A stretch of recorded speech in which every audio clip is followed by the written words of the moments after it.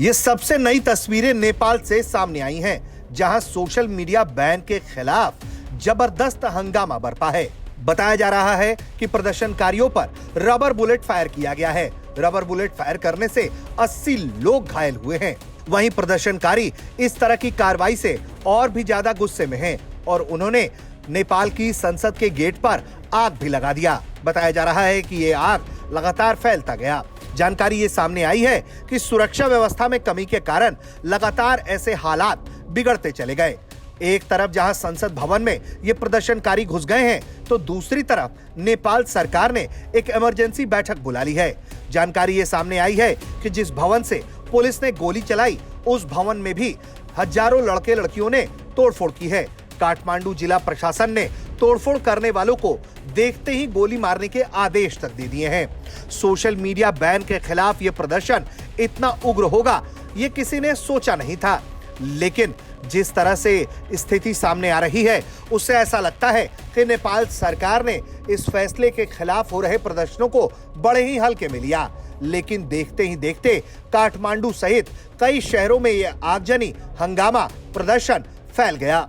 एक तरफ जहां नेपाल के कई शहरों में यह प्रदर्शन और हंगामा हो रहा है, तो वहीं दूसरी तरफ बॉर्डर पर भारत ने भी अपनी सुरक्षा व्यवस्था को पुख्ता करने की कोशिश की है।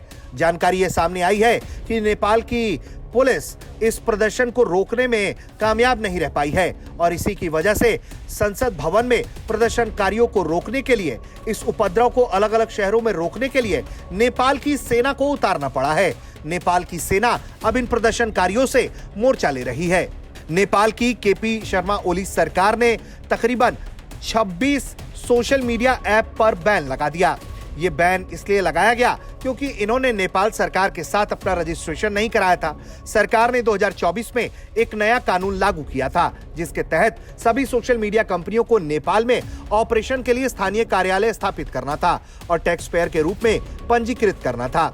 लेकिन कई ऐसे सोशल मीडिया ऐप्स थे जिन्होंने अपना रजिस्ट्रेशन नहीं कराया और यही वजह है कि सरकार ने इन पर बैन लगा दिया। वहीं नेपाल के लड़के लड़कियां इसे अभिव्यक्ति की आजादी पर हमला मानते हैं।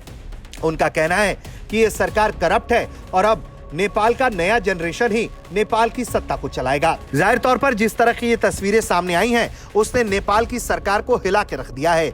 माना यह जा सकता है कि नेपाल सरकार को उम्मीद नहीं थी कि इस तरह से हजारों की संख्या में ये युवक सड़कों पर उतर आएंगे और इस तरह का हंगामा काट देंगे, जिसके सामने अब नेपाल की सेना को उतारना पड़ जाएगा।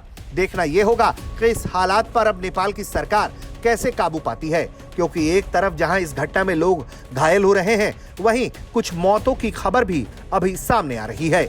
ब्यूरो रिपोर्ट, भारत तक।